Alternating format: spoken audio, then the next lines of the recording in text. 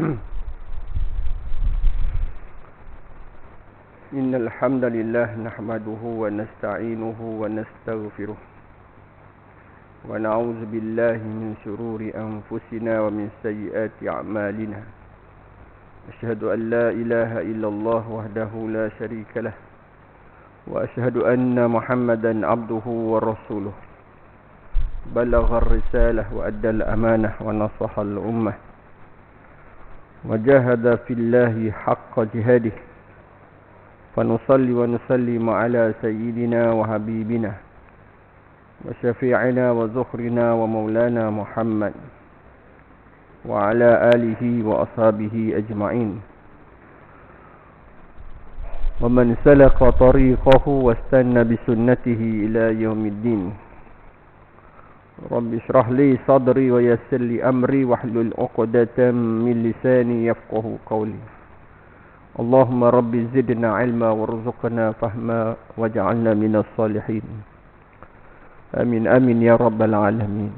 Alhamdulillah, kita merafakkan syukur pada Allah Subhanahu wa taala dengan izin inayah serta hidayahnya dapat kita bertemu kembali dalam siri kuliah sirah nabawiyah menggunakan kitab Fiqh Sirah karangan Asy-Syahid Said Ramadan, Dr. Said Ramadan Al-Buti.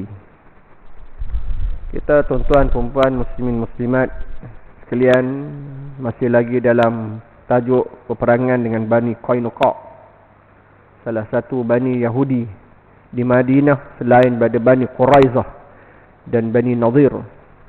Bani Qainuqa adalah sekutu kepada Bani Khazraj, sekutu Bani Khazraj di Madinah. Dan Bani Aus sekutunya ialah Bani Quraizah dan Bani Nadir daripada bangsa Yahudi, kabilah Yahudi. Kenapakah Bani Qainuqa ini sangat berani menentang Rasulullah sallallahu alaihi wasallam, sedangkan mereka itu ada perjanjian dengan Rasulullah sallallahu alaihi wasallam? Dan kalau kita merujuk kepada Sahifatul Madinah yang memiliki 47 fasal, pada fasal yang ke-37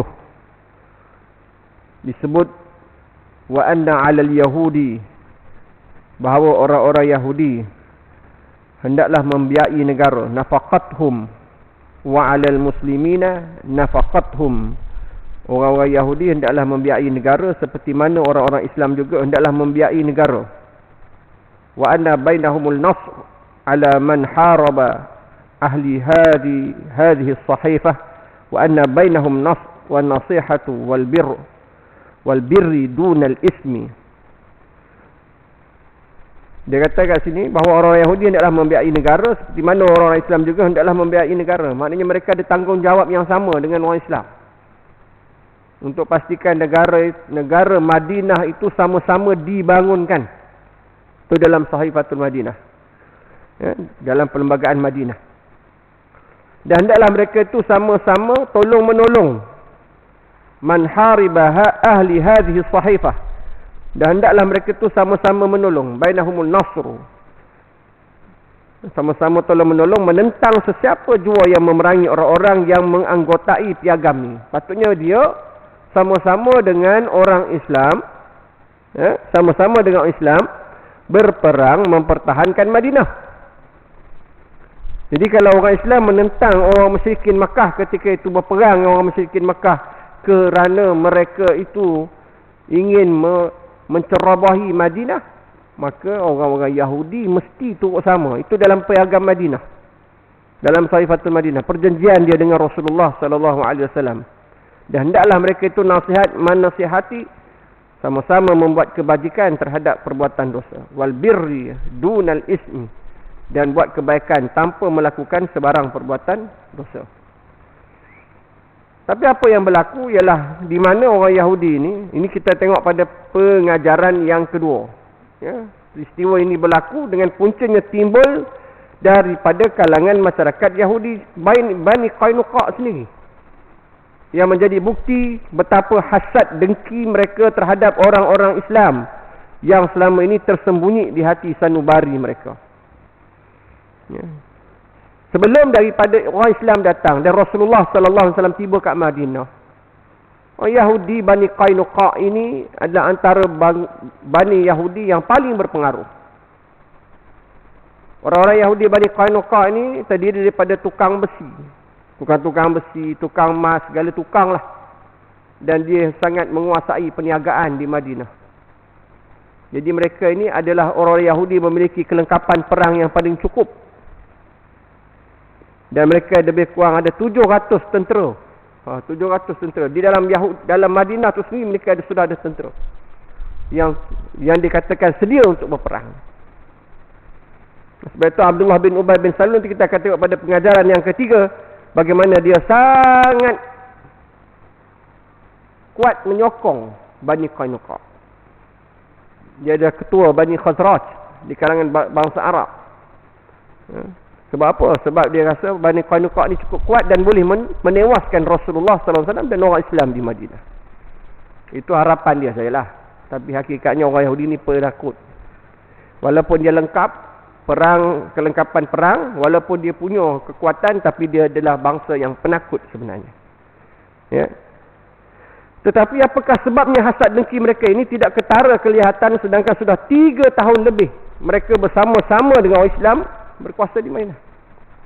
3 tahun. Maknanya daripada mula Islam datang, bertapak di Madinah. Tahun pertama hijrah, tahun kedua hijrah, tak nampak sangat permusuhan mereka. Tahun ketiga hijrah baru nampak permusuhan mereka. Sudah 3 tahun.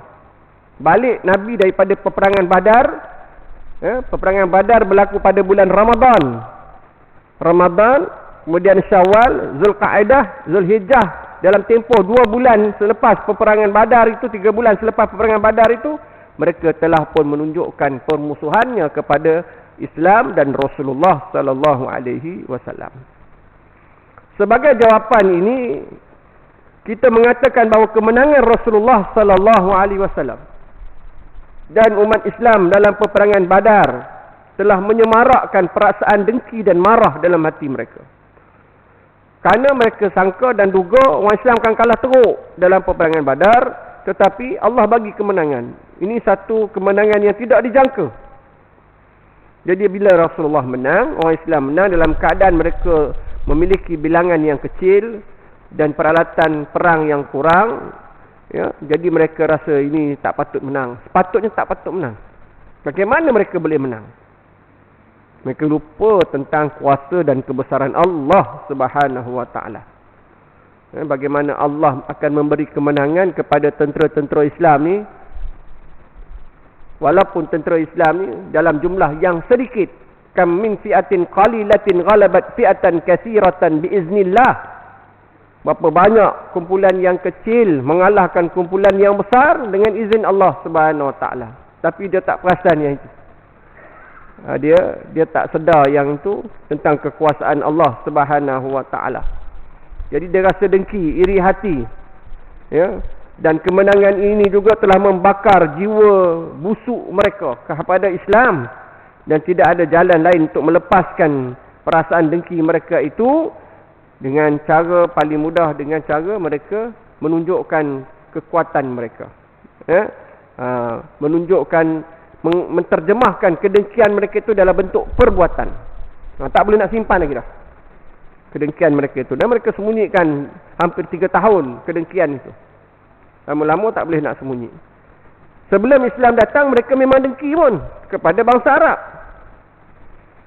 Sebab itu orang Yahudi di Madinah tidak pernah putus asa dalam usaha mereka memecah belahkan kekuatan Arab. Mereka ni kuat bagi pinjaman. Pinjaman yang ada riba. Orang-orang Arab pula kuat meminjam. Kuat pinjam. Pinjam daripada orang Yahudi. Bila dia pinjam daripada Yahudi, Yahudi letak riba yang tinggi, mereka tak boleh lari daripada membayar hutang secara tempoh yang panjang, yang lama. Bila nak perang je, ambil hutang dengan Yahudi. Yahudi bagi hutang. Habis perang kena bayar hutang. Perang lagi, bayar hutang lagi. Jadi tak berkesudahan. Itu cara Yahudi melemahkan mereka. Mereka duduk di bawah kekuatan Yahudi. Dan Yahudi juga mencari jalan macam mana nak pecah belahkan mereka ini dengan cara mereka bermusuh dalam tempoh yang panjang. Musuh dalam tempoh yang panjang, beratus tahun.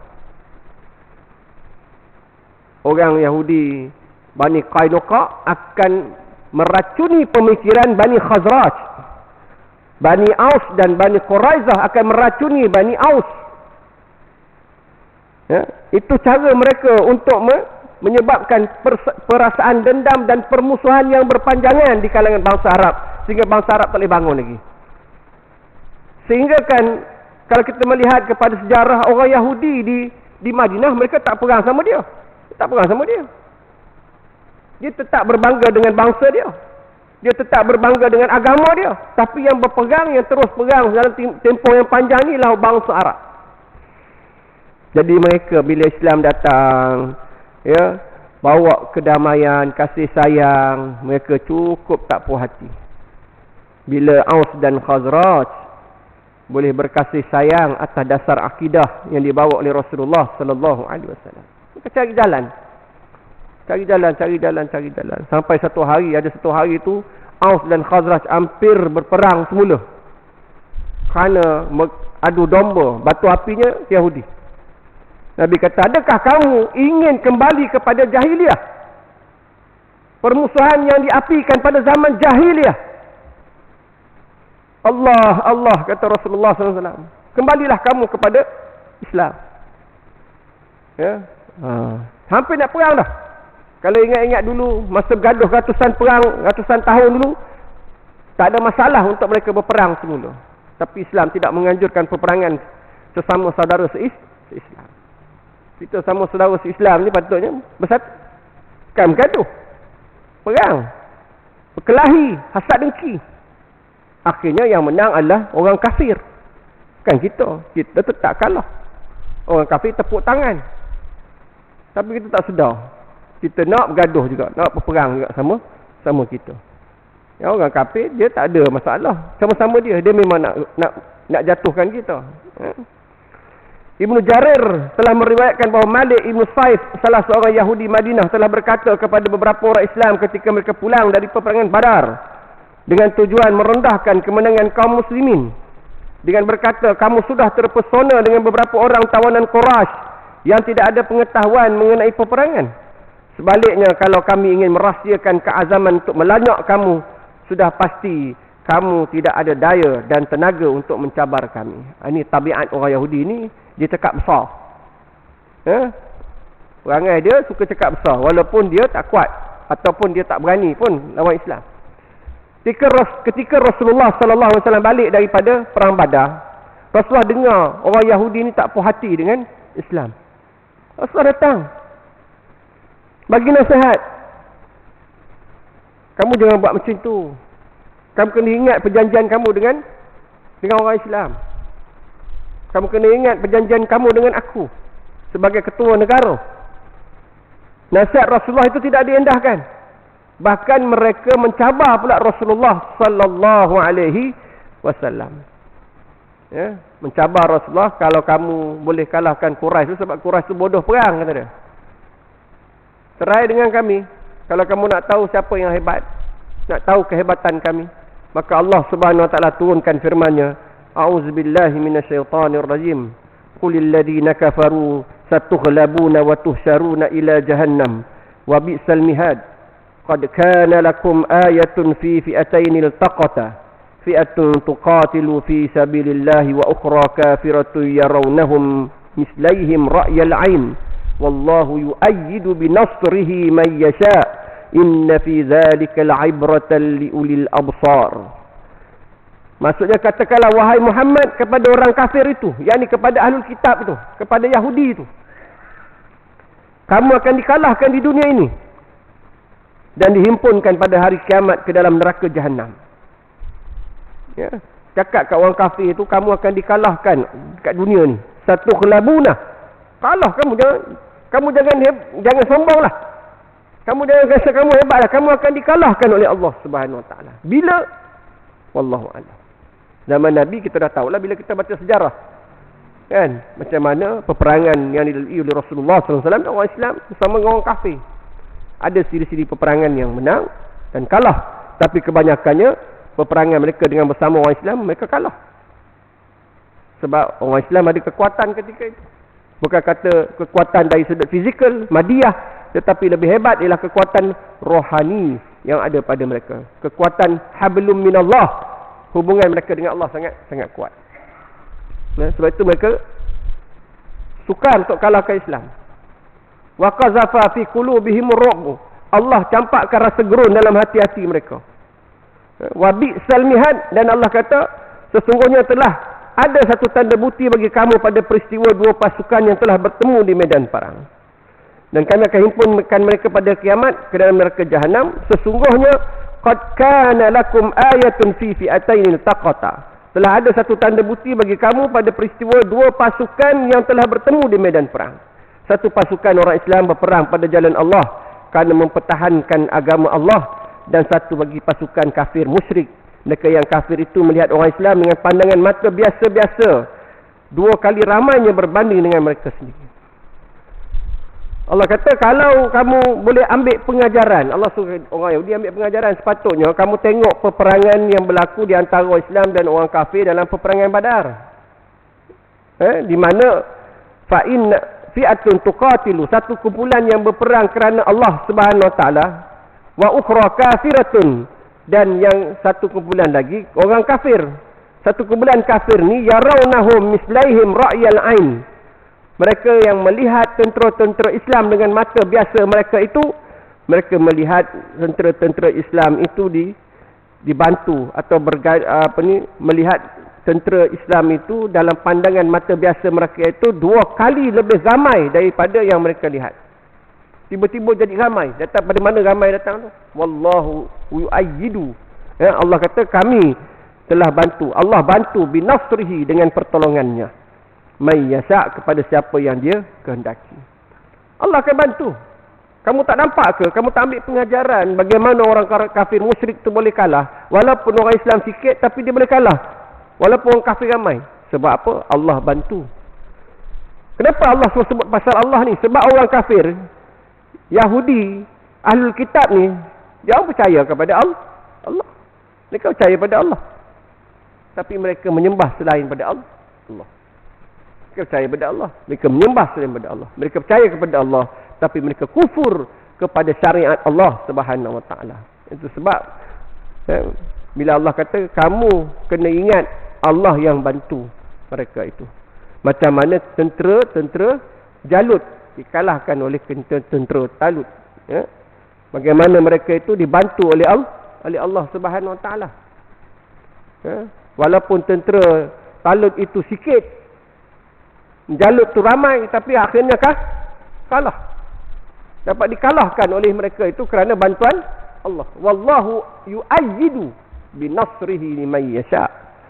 Allah yang membantu mereka dengan tentera-tentera Allah Subhanahu wa taala. Dan sekiranya kaum Yahudi menghormati junjungan dan ikatan yang dimeterikan dengan orang Islam, so tentu mereka boleh menyakiti dengan Islam, masakan mereka boleh menyakiti kaum muslimin. Bagaimana mereka boleh menyakiti kaum muslimin dengan kata-kata yang berbisa itu atau mengganggu ketenteraman dan kesejahteraan kaum muslimin? Tetapi tabiat mereka memang tidak senang terhadap orang Islam. Mereka tak pernah puas hati dengan orang Islam ni. Selagi mereka tak ganggu, tak sakiti, tak perangi orang Islam. Macam hari ni, kalau dia tak dapat sakiti orang Islam seluruh dunia, dia akan cari tempat yang boleh dia sakiti. Di Palestin hari ni, orang Islam dah lebih 24,000 mati. Lebih 24,000 dah mati syahid, tuan-tuan. Dibunuh dengan kejam oleh tentera-tentera Yahudi. Dah berapa hari dah? Dah lebih 3 bulan. Dah lebih 3 bulan mereka perang. Mereka tidak lagi berjaya menguasai Gaza sepenuhnya. Tak berjaya lagi. Senang cerita, tak berjaya mengalahkan tentera-tentera Hamas, Brigade Al-Qassam. Tak berjaya lagi. Sebab apa mereka gagal? Sebab kekuatan rohani yang ada pada tentera-tentera Hamas dalam memerangi mereka. Walaupun nak ikut kelengkapan, mereka lebih lengkap. Nak ikut dari segi bantuan, mereka dibantu oleh British, dibantu oleh Perancis, dibantu oleh Amerika. Kuasa-kuasa besar dunia semua tu bantu mereka tu. Tapi mereka tetap juga tak boleh kalahkan tentera-tentera Islam sampai ke hari ini. Yang mereka boleh bunuh, yang mereka boleh zalimi ialah orang-orang awam Islam, bukan tentera Islam. Tentera Islam dia tak berjaya bunuh, dia tak dapat pun bunuh. Yang dibunuh orang awam. Orang awam bunuh buat apa? Kan ada senjata. Nak perang sungguh-sungguh. Jadi itulah sifat penakut mereka itu sebenarnya sudah terselah lama dah, sejak zaman Rasulullah sallallahu alaihi wasallam. Bila mereka cabar Rasulullah sallallahu alaihi wasallam, Rasulullah sabar lagi dengan provokasi mereka itu.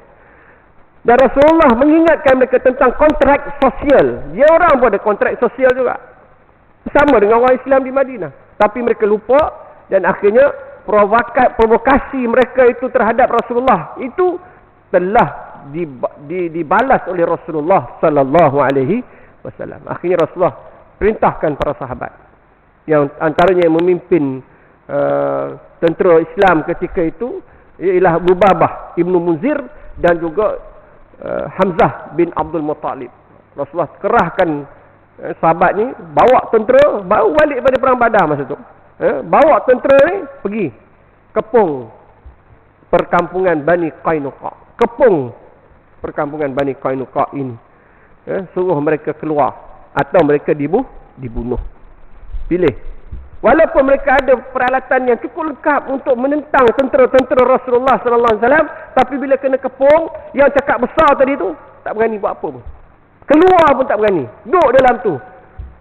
Sehingga Rasulullah kepung mereka itu selama 15 hari. 15 hari tuan-tuan kepung. Tak boleh keluar. Sehingga pada ketika dikepung itu, datanglah Abdullah bin Ubay bin Salul. Bila Rasulullah buat keputusan nak bunuh semua sekali, 700 ada dalam tu, 700 sudah Nabi nak bunuh semua. Jadi muamalah, terselalah muamalah kaum munafikun, orang-orang munafik yang diketuai oleh Abdullah bin Ubay bin Salul, yang telah pun membela, telah menunjukkan pembelaan dia ke atas kaum Yahudi Bani Qainuqa dalam bentuk yang telah diperhatikan sebenarnya.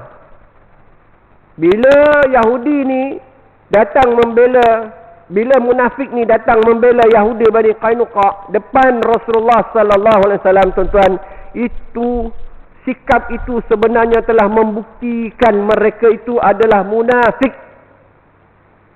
Tapi Nabi tak cakap mereka munafik. Nabi masih lagi menghormati mereka itu sebagai sahabat Rasulullah sallallahu alaihi wasallam.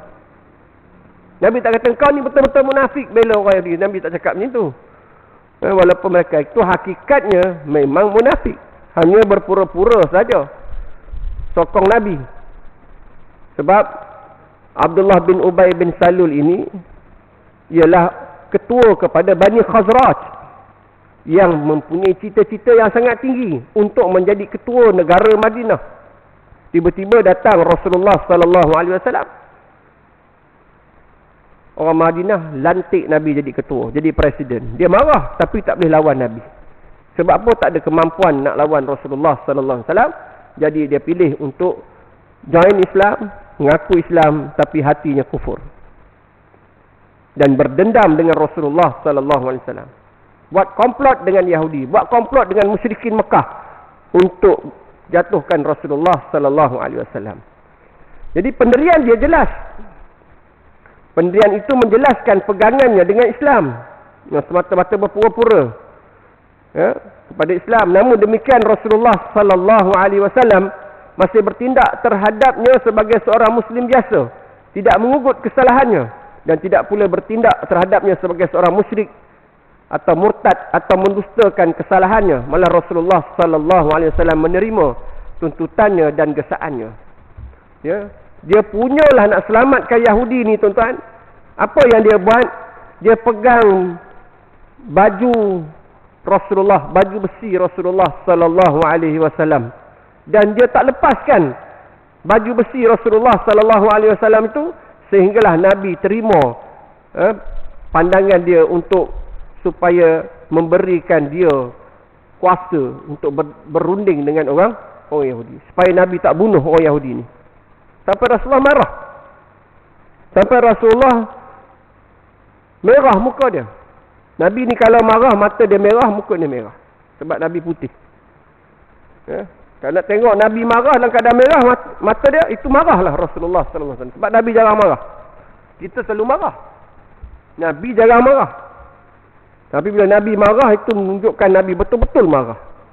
Ya. Bila Rasulullah SAW diperlakukan sedemikian, sehingga Nabi kata, lepaskan aku. Rasulullah mula marah dan berubah air mukanya. Sambil Rasulullah berkata, Jahannam kamu. Nabi kata, Jahannam kamu. Nabi pun jarang maki orang, marah orang begitu. Tapi Nabi cakap depan Abdullah bin Ubay bin Salul, Jahannam kamu, lepaskan aku. Namun si munafik itu terus dengan desakannya dan berkata, demi Allah, aku tidak akan lepaskan melainkan setelah kau berbuat baik dengan sekutu-sekutuku. Dia kata sekutu-sekutu dia, Yahudi ni berani cakap depan Rasulullah. Bani Qainuqa ini sekutu dia, kawan baik dia. Mereka itu ada 400 tentera biasa dan 300 tentera berbaju besi. Dahulu mereka telah mempertahankan aku daripada orang kulit merah dan orang kulit hitam. Adakah kamu hendak menghapuskan mereka dalam satu pagi sahaja? Demi Allah, aku bimbang nanti akan berlaku keburukan di belakang hari. Jadi Rasulullah terima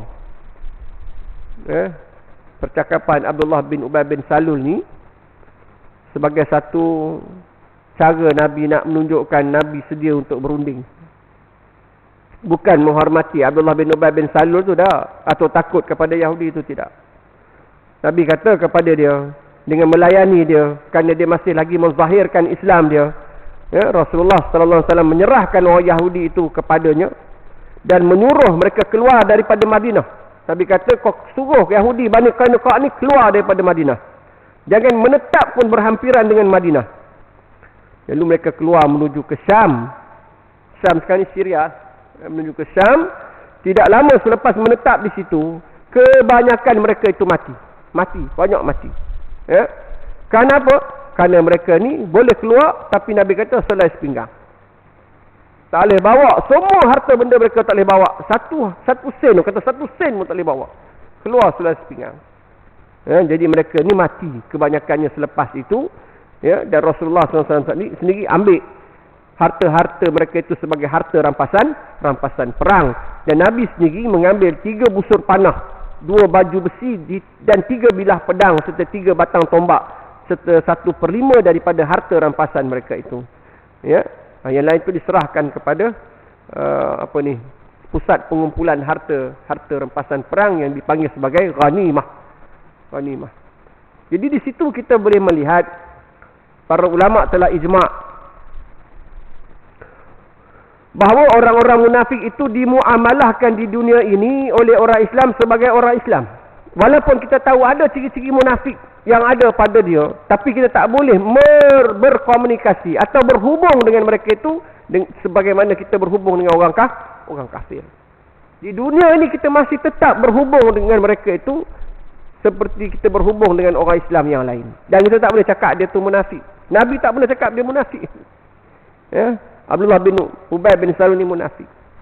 Hatta anak Abdullah bin Ubay bin Salul pernah jumpa Rasulullah sallallahu alaihi wasallam untuk minta kebenaran kepada Nabi bunuh bapa dia. Anak dia minta kebenaran Nabi bunuh bapa dia. Sebab bapa dia tu munafik, kafir. Memang memusuhi Rasulullah sallallahu alaihi wasallam. Anak dia lebih tahu lah bapa dia macam mana. Anak dia memang benar-benar beriman dengan Allah dan Rasul. Maka Rasulullah kata, jangan. Nanti akan ada orang yang akan menuduh Muhammad membunuh sahabatnya. Jadi jangan. Nabi tak benarkan. Walaupun Nabi tahu memang hakikatnya mereka itu adalah kufur. Jadi ulama sepakat mengatakan cara kita nak bermuamalah dengan orang munafik di dunia ini adalah kita layan dia sebagai seorang Islam. Ya. Meskipun sifat munafiknya itu terputus dari Islam, kerana hukum-hukum Islam pada keseluruhannya merangkumi 2 sudut. Satu sudut dilaksanakan di dunia dan dituntut supaya sekalian orang Islam melaksanakannya di dalam masyarakat mereka dan semasa mereka di bawah kelolaan khalifah atau kepada negara, manakala sudut yang satu lagi dilaksanakan di akhirat dan urusannya terpulang kepada Allah Subhanahu Wa Taala. Jadi kita punya kaedah kita ialah nahnu nahkumu bizzawahir. Kita ni berhukum dengan apa yang kita nampak. Selagi mana kita nampak dia menzahirkan Islam, selagi tu kita menghukum dia sebagai orang Islam. Kita tak boleh cakap dia orang kafir. Dia mengucap 2 kalimah syahadah, dia bergaul dengan kita dengan cara Islam, dia pakai pakaian Islam, dia semayang. Orang munafik semayang. Zaman Nabi semayang. Orang munafik zaman Nabi bagi kuliah macam ni, dia duduk paling depan sekali. Paling depan sekali duduk. Tapi bila selesai kuliah, selesai Nabi syarah tentang Islam ini, keluar daripada majlis tersebut, dia akan jumpa sahabat-sahabat Nabi yang lain, dia akan kata, maza qala anifah. Apa yang tadi baru Nabi cakap tadi? Dia buat tak faham. Atau dia nak cakap Nabi, apa yang Nabi cakap tu dia tak faham. Tak jelas pun apa yang Nabi cakap tu. Sahabat lain jelas, dia seorang je tak jelas. Atau orang munafik saja yang tak jelas. Dia nak merendah-rendahkan Rasulullah sallallahu alaihi wasallam. Tu kerja munafik. Ya, mereka tidak pernah melihat kehebatan Islam itu daripada kaca mata mereka. Tak pernah nampak. Yang nampak keburukan Islam. Jadi mereka ini memburuk-burukkan Islam. Kerja munafik itu memburuk dan memperlekeh Islam itu.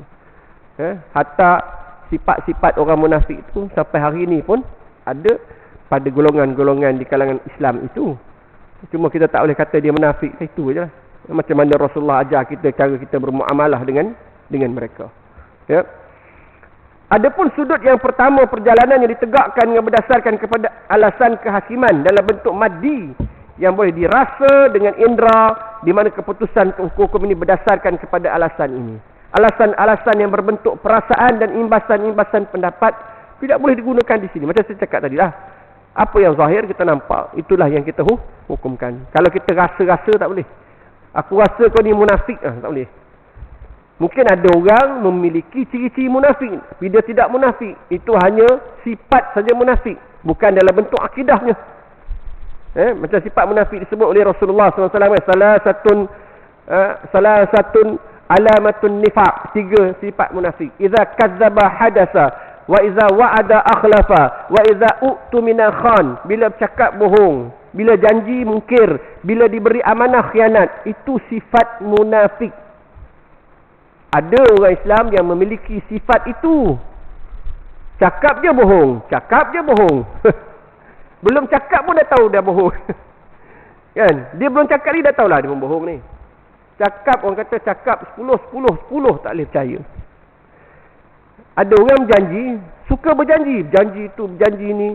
Tapi semuanya tidak ditepati. Bukan ditepati, dicapati. Janji dicapati. Satu janji pun tak boleh pakai. Ini pun perangai munafik. Ada orang diberi amanah, dia khianat. Jelas ada di antara kita ni memiliki ketiga-tiga ciri itu. Tapi kita tasih lagi tak boleh cakap dia munafik. Kerana itu hanyalah munafik dari sudut sifatnya, bukan dari sudut akidahnya. Jadi kita tak boleh panggil dia dengan andaian-andaian. Oh, kau ni memang munafik sungguh lah. Tak boleh. Hanya Allah saja nanti yang akan hukum dia nanti di akhirat. Manakala sudut yang kedua yang kita kata dihukum oleh Allah di akhirat didasarkan kepada sesuatu yang meyakini dalam hati dan menetap dalam dada, hukuman dan keputusan ini terpulanglah kepada Allah Subhanahu wa taala untuk menerangkan kaedah ini. Rasulullah sallallahu alaihi wasallam menjelaskan dengan sabdanya sebagaimana yang diriwayatkan oleh Imam Al-Bukhari dari Sayyidina Umar radhiyallahu an, innama na'khuzakumul an bima zuhira lana min a'malikum. Kami hanya menghukum kamu dengan apa yang kami nampak mengenai kerja-kerja kamu yang zahir. Dan sabdanya lagi mengikut apa yang telah diriwayatkan oleh Asy-Syaikhan Imam Bukhari dan Muslim rahmatullahi alaihima, innakum yahtasimuna ilayya wa la'alla ba'dakum ayyakuna al-hana bihujjatihi min ba'din faqdini lahu ala nahwi ma asma'u faman qadaitu lahu bi syai'in min akhihi fala ya'khudh minhu syai'a fa innama huwa qit'atun minan nar. Kamu meminta aku menjatuhkan hukum dalam perbalahan kamu, boleh jadi seseorang itu lebih bersalah, tetapi kerana sikapnya maka aku menghukum sesuatu yang menguntungkan mengikut apa yang aku dengar. Barang siapa yang telah kuhukum untuknya, janganlah mengambil sesuatu pun, kerana itu adalah seketul daripada api neraka. Maka kata Nabi, ada orang yang aku hukum dia mungkin betul berdasar kepada bukti yang dia bawa, saksi yang dia tampilkan. Maka Nabi berhukum dengan apa yang dia ada, saksi dia, bukti dia. Tapi mungkin dia itu hakikatnya bersalah, ya. Tapi Nabi berhukum dengan apa yang ada, apa yang dibawa, ataupun qarinah, bukti-bukti yang dibawa untuk menunjukkan dia itu betul, ya, padahal dia salah. Jadi siapa yang aku hukum, kata Nabi, janganlah mengambil sesuatu pun, fala ya'khudhu minhu syai'ah, kerana itu adalah seketul daripada api neraka. Sebab itu hakim kalau dia berhukum, mengeluarkan hukum, kalau hukum dia betul, tepat, dia dapat 2 pahala. Kan, dapat 2 pahala. Kalau dia hukum dia salah dan dia berhukum berdasarkan bukti, saksi, dia masih lagi dapat 1 pahala walaupun salah. Itu hakim, kerana dia bergantung kepada saksi dan bukti yang dibawa oleh yang dituduh, atau yang menuduh, atau yang mendakwa, ya. Adapun hikmah penguatkuasaan kaedah ini ialah supaya keadilan itu dapat berjalan hidup di kalangan umat Islam dan umat manusia dengan sihat, tanpa diselewengkan atau diperkecil-kecilkan. Tanpa cara ini, mungkin setengah-setengah hakim akan mempergunakan hujah-hujah perasaan, sentimental, sebagai jalan untuk merosakkan golongan yang lain tanpa kebenaran. Sebab tu kita tak boleh berhukum mengikut emosional atau emosi, perasaan, andaian, agak-agak tak boleh. Ya, ni aku agak, kau ni memang salah ni, tak boleh. Apa bukti, apa saksinya, siapa saksinya yang mengatakan dia salah? Katakanlah kita nak tuduh orang berzina. Dia ni memang kuat berzina dia ni. Macam mana kamu kata dia kuat berzina? Saya pernah nampak dia keluar daripada pusat pelacuran. Saya pernah nampak daripada rumah dia keluar daripada rumah dia orang perempuan. Saya tahu orang perempuan tu bukan mahram dia, bukan adik dia, bukan isteri, bukan orang luar tu, memang orang luar. Boleh tak kita mengandaikan orang tu berzina dengan hanya kita membuat andaian macam tu? Atau oleh kerana kita menyampah dengan dia, benci dengan dia? Tak boleh. Sesuatu kesalahan tak boleh sabit dengan andaian, dengan kebencian, dengan agak-agak, tak boleh. Kita kena buktikan. Siapa, kalau nak sabitkan orang berzina, kena ada 4 orang saksi. 4 orang saksi lelaki yang adil, yang melihat perbuatan zina itu berlaku tanpa percanggahan daripada keempat-empat saksi. Saksi 1, 2, 3, 4 mesti cerita benda yang sama. Perbuatan apa yang dia buat oleh si penzina daripada A sampai Z, tak boleh ada percanggahan sikit pun. Katakan A kata dia tadi buat lakukan zina di bilik kat situ, yang ni kata kat bilik lain pula. Sudah ada syubhah kat situ, sudah ada kekeliruan. Jadi daripada timbul kekeliruan macam tu yang boleh menyebabkan hakim menjatuhkan hukuman yang tidak tepat atau hanya berdasarkan andaian-andaian, maka tak boleh diterima. Bahkan orang yang tuduh tadi tu, bila gagal datangkan saksi, maka dia pula yang kena tuduh dengan satu lagi tuduhan dalam hudud, iaitu qazaf, menuduh orang berzina tanpa atau gagal mendatangkan saksi. Dia pula kena sabit dengan qazaf, kena sebat 80 kali. Sebab tu dalam Islam tak boleh suka-suka hati nak hukum orang, selagi mana kita tak bawa saksi, tak bawa bukti, ya. Dan kita tak boleh hukum dia selagi mana mahkamah tidak menjatuhkan hukuman salah kepada dia. Selagi mana hukuman itu sedang berjalan, kita tak boleh keluar hukum sendiri. Kita tak ada hak, authority ataupun authority untuk menjatuhkan hukuman. Yang boleh jatuhkan hukuman hakim, ya, dalam mahkamah. Jadi selagi dia tak sabit bersalah, tak sabit. Sabit bersalah, bersalah. Dan sabit bersalah, tak bolehlah kita nafikan lagi dah. Dan memang sabit bersalah, lepas tu kena hukum lagi, kita nak nafi lagi, tak boleh dah. Ya, itu apa yang ada daripada hukuman mahkamah dunia. Kalau dia tak bersalah, hakikat dia tidak bersalah, sedangkan disabitkan bersalah, tu ke akhirat nanti. Itu cerita ke akhirat. Cerita dunia, kita bergantung pada keputusan mahkamah. sebagai melaksanakan kaedah syarak, maka Rasulullah SAW bermuamalah dengan mereka, orang kafir atau munafik itu sebagai orang Islam, sebagai orang Islam, tanpa membezakan pada menjalankan hukum syarak. Jadi orang munafik pun dia kena hukum syarak. Kalau dia katalah dia minum arak, kena sebat 40 kali. Dia kata kepada Nabi, saya bukan Islam. Oh, sudah. Macam ada kes baru ni, orang kena tangkap puasa. Orang kena tangkap puasa. Bila kena tangkap puasa, dia kata, saya bukan orang Islam. Yelah, muka dia mungkin macam orang asli ke apa ke. Dia pun mengaku bukan orang Islam. Bila tengok IC, dia masah Islam. Jadi, dia tak boleh mengaku dia jadi bukan orang Islam. Sedap bila dia orang Islam, semua hukum-hukum Islam tertakluk kepada dia. Orang kafir nak bimbang buat apa? Orang kafir, dia tidak tertakluk pun hukum-hukum orang Islam tu kepada orang kafir. Sebab tu bila orang Islam nak laksanakan hukum Islam, baik hudud, ta'zir, qisas, orang kafir tu sabi bimbang lah. Sila.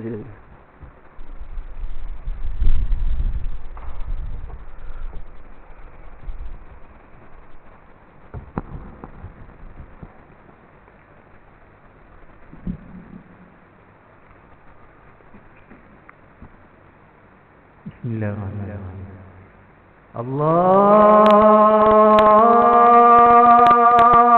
Akbar, Allahu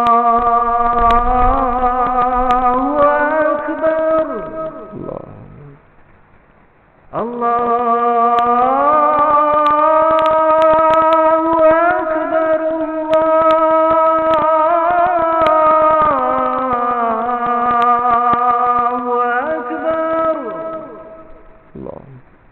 Asyhadu an la ilaha illallah.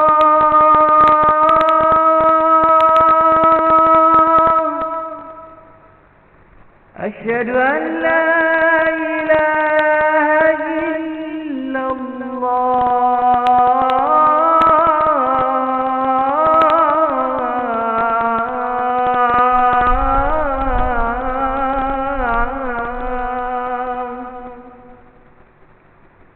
Asyhadu anna Muhammadar Rasulullah.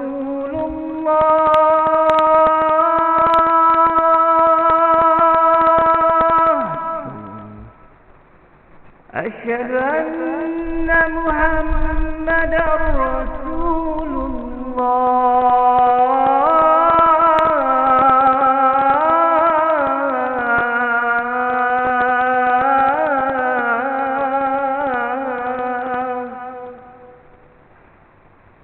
حي على الصلاة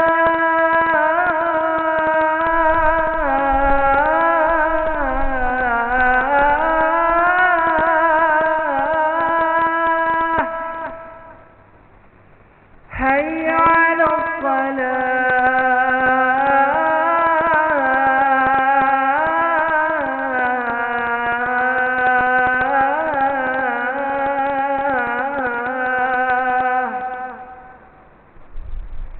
حي على الفلاح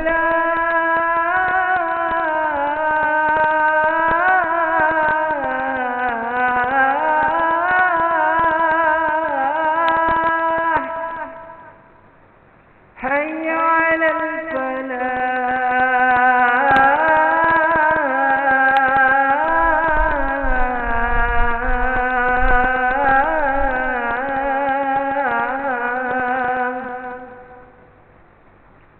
Allahu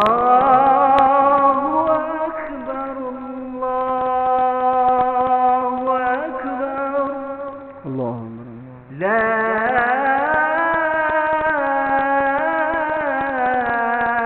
ilaha illallah. La ilaha illallah Ati Muhammadan wasilatan wa fadilah.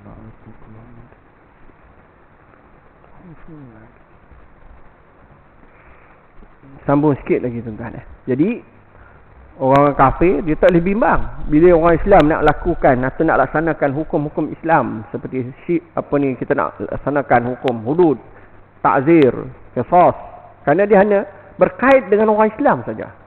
Dia tidak langsung menyentuh orang kafir. Jadi tak perlu ada kebimbangan, ketakutan nanti bila Islam laksanakan hukum nanti orang kafir akan terlibat sama. Tak ada. Tak terlibat pun. Ya. Jadi kalau sabit kesalahan minum arak yang kena sebat orang Islam. Ya, apa yang orang kafir bimbang ialah bila terlaksananya hukum-hukum Islam itu ialah yang dibimbangi mereka ialah kosonglah kelak-kelak malam. Kedai-kedai judi. Kan, di mana toke-tokenya ialah orang-orang orang kafir. Itu yang kebimbangan mereka. Bukan kebimbangan mereka terhadap pelaksanaan itu akan kena pada mereka. Tak. Susah bimbang. Dia pun tahu, mungkin dia pun faham. Tapi kebimbangan mereka ialah kesan daripada bisnes ataupun perniagaan mereka. Itu yang menyebabkan mereka bimbang. Baik. Ibrah yang keempat atau yang terakhir. Wala' dan ketaatan. Ini sebut wala'-wala'un. Wala'un. Ya, wala' itu maksudnya ketaatan. Ketaatan kepada selain daripada orang Islam. Boleh ke tidak? Ya? Sekiranya kita mengamati natijah hukum yang disyariatkan terhadap peristiwa ini, iaitu penurunan ayat-ayat Al-Quran yang menghuraikan tentang peristiwa ini, maka ketahuilah kita bahawa tidak harus mana-mana orang Islam mengambil orang kafir sebagai wali. Wali, pimpinan ataupun orang yang dipatuhi, iaitu sebagai sahabat yang paling memberi tanggungjawab, pimpinan dan tolong-menolong. Bagaimana Abdullah bin Ubay bin Salul mengambil orang Yahudi Bani Qainuqa sebagai orang kata sahabat dan membantu dalam kesusahan. Tidak harus, hukumnya tidak harus, tak boleh lah maksudnya. Tak boleh orang Islam mengambil orang kafir sebagai wali yang melindungi dia atau yang memimpin dia. Ini adalah di antara hukum-hukum Islam yang tidak dipertikaikan oleh orang Islam. Patut tak ada pertikaian, kerana terdapat keterangan-keterangan ayat Al-Quran yang jelas dan berulang kali memperkatakan konsep wala' ini. Dah banyak dah ayat Quran. Ya, jelas. Ni ayat-ayat ni ayat-ayat muhkamah. Ayat-ayat yang jelas, sarihah. Ayat-ayat yang kita faham. Tak payah kita baca pun kita boleh faham. Demikian juga hadis-hadis nabawiyah yang menyokong ayat Quran ini adalah hadis yang mutawatir. Namun demikian bukan menjadi tujuan kami di sini untuk memperturunkan dalil-dalil itu lantaran ianya telah jelas dan nyata kepada setiap pengkaji. Jadi kata Syekh Dr. Said Ramadan Al-Buti, dia tidak berhajat untuk jelaskan semua dalil-dalil itu dalam kitab ni. Kerana itu dalam perbincangan dan perbahasan yang lain. Tidak ada pengecualian selain bersatu keadaan saja. Sekiranya orang Islam dalam keadaan terlalu lemah dan dhaif sehingga mereka terpaksa berbuat demikian. Kalau kita nak minta bantuan orang kafir pun, sekiranya kita dalam keadaan terlalu lemah, dhaif. Dan sekarang ni kita kuat ke lemah? Kat dalam negara kita kuat ke lemah? Lemah. Kita lemah. Lemah ni maksudnya kita tak boleh bergantung pada diri sendiri. Susah nak makan, susah nak minum, hidup tak aman. Ya. Kita lemah ke kuat sekarang ni? Adakah kita susah nak makan? Adakah hidup kita tak aman? Adakah kita tidak kuat dari sudut jumlahnya? Jadi Haji tu kata lemah tadi.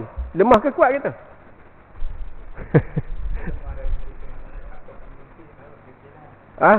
Dari sudut lain mungkin kita lemah. Dari sudut ekonomi mungkin kita lemah. Tapi dari sudut-sudut lain, dari segi ke jumlah kita, dari sudut penguasaan kita pada negara kita masih lagi kuat. Jadi kalau kita kuat, berapa kita nak tunduk kepada orang kafir? Itu pendapat daripada kebanyakan ulama-ulama Islam. Kalau kita kuat, kecuali kalau kita sangat lemah, yang hingga kita memerlukan bantuan mereka. Mungkin kerana kedudukan kita sangat lemah tu kerana kesilapan kita sendiri. Bukan kerana mereka, kerana kita. Lemah tu kerana kita sendiri. Sikap kita sendiri. Contoh, sebagai contoh, dari sudut bab makanan dekat dalam negara kita ni. Kan? Kebanyakan dulu lagi teruk dan jelas lah. Sumber makanan kita. Sumber makanan kita pun kebanyakannya dikuasai oleh orang-orang kafir. Ayam ke, daging ke, Apa lagi? Benda-benda yang semua-semualah dari sudut makanan tu, makan minum kita ni, penghilangnya, pembuatnya ialah orang kafir. Kita sebagai pengguna saja. Betul tak? Di situ datang kelemahan kita tu bukan sebab mereka tu kuat, tapi sebab kelemahan kita kerana sikap kita. Mungkin malas kita. Mungkin kerana kita rasa itu tidak penting bagi kita. Ya, jadi akhirnya mereka yang menguasai. Maknanya orang kata makanan halal dalam negara kita ni pun, dikuasai oleh orang kafir. Sedangkan penggunanya majoriti adalah kita, orang Melayu. Bukan sebab kita tak boleh, bukan sebab kita tak mampu, tapi sikap kita. Sikap kita yang tak ambil peduli. Sekarang baru kita ada kempen kan. Apa tu orang panggil kempen apa? Buy Muslim first. Kan? Beli ataupun jual produk orang Muslim dulu. Alhamdulillah. Ada kesedaran tu, dan kesedaran tu kena berterusan lah untuk kita support pengeluar-pengeluar orang Muslim, penghilang-penghilang orang Muslim. Jadi sikap kita dah tadi nak support tadi tu. Pergi kat kedai, tengok ada produk orang Islam, kita mesti beli produk orang Islam dulu. Itu cara kita nak support produk orang Islam. Ini tidak kita kata sama je. Kan, beli pun, tu pun kicapnya juga. Itu sosnya juga. Sama je rasa dia. Kita tak ada satu sensitivity, kepekaan. Ni orang Islam punya produk, kita mesti dahulukan produk orang Islam. Bila kita tidak ada sensitivity, kepekaan, itulah menunjukkan kelemahan kita, sikap kita sebenarnya yang tak betul. Ya. Jadi itu konsep wala. Seperti mana firman Allah Subhanahu wa taala, la yattakhizul mu'minuna al-kafirina awliya'a min dunil mu'minin wa may yaf'al dzalika falaysa minallahi fi syai'in illa an tattaqu minhum tuqah. Janganlah orang-orang mukmin mengambil orang-orang kafir menjadi wali dengan meninggalkan orang-orang mukmin. Barang siapa berbuat demikian, terlepaslah ia dari pertolongan Allah, kecuali kerana siasah memelihara diri dari sesuatu yang ditakuti daripada mereka. Itu dipanggil tahalluf siasi. Ada kerjasama kita dengan orang kafir kerana ada kekuatan-kekuatan yang ada pada orang kafir itu menyebabkan kita paksa buat tahalluf siasi dengan orang kafir. Ataupun ta'awun siasi. Itu dalam bab politik lah cerita. Tapi hakikatnya Allah kata la yattakhizul mu'minuna al-kafirin. Ini lam ni lamun nahyah. Setiap fi'il mudhari' yang didahului dengan lamun nahyah, dia membawa hukum larangan secara jelas. Tak boleh kamu ambil orang mukmin mengambil orang kafir menjadi wali dengan meninggalkan orang mukmin. Maksudnya kalau ada orang mukmin yang boleh jadi pemimpin, kita tak boleh lantik orang kafir jadi pemimpin. Hukum jelas dah. Tapi bacaan kita, kefahaman kita yang berbeza-beza. Kita tak ikutlah pendapat ulama ataupun pemahaman yang jelas dalam mentafsirkan ayat ni. Ada hukum dah kat situ, tapi kita tak guna hukum tu, kita guna hukum kita sendiri. Inilah kelemahan kebanyakan orang Islam. Bukan bermakna kita nak menghinai orang kafir. Tak boleh. Kalaulah katalah orang kafir itu dia minoriti pada kita, kita tak ada hak untuk zalimi mereka. Bahkan Islam suruh kita berlaku adil. Wala yajrimannakum shana'anu qaumin ala alla ta'dilu i'dilu huwa aqrabu littaqwa. Kata Allah, dan janganlah sekali-kali kebencianmu terhadap satu kaum mendorong kamu untuk berlaku tidak adil. Ya, berlaku adil lah, kerana adil itu lebih hampir kepada takwa. Walaupun orang kafir itu kita tak suka, orang kafir itu dalam bentuk minoriti, orang yang sedikit, kita majoriti, tapi itu bukan kita punya tiket, alasan kita untuk kita menzalimi mereka. Allah tak suruh pun.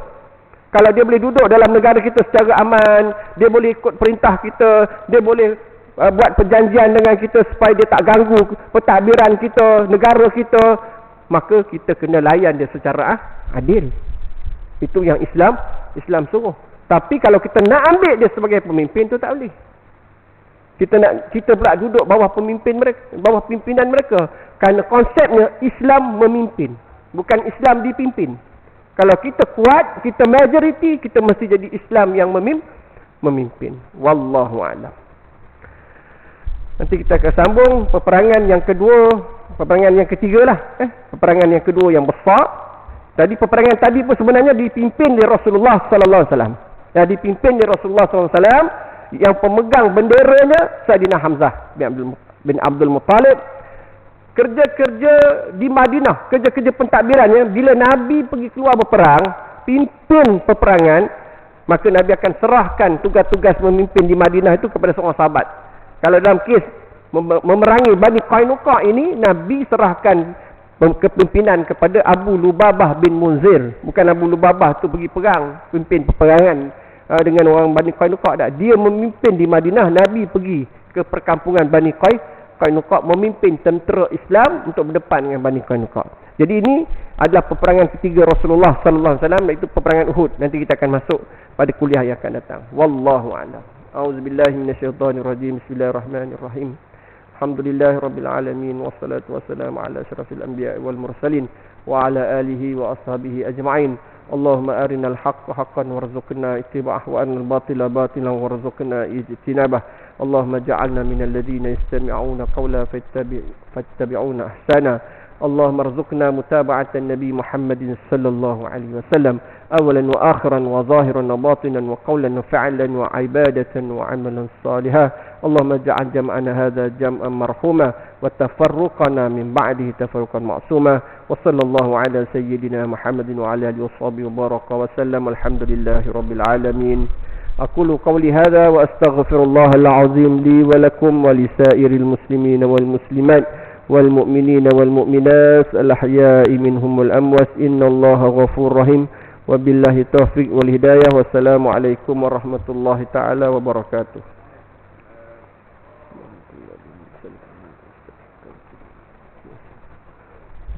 الله بحمدك أشهد أن لا إله إلا أنت وأستغفرك وأتوب إليك. بسم الله الرحمن الرحيم. إلا الذين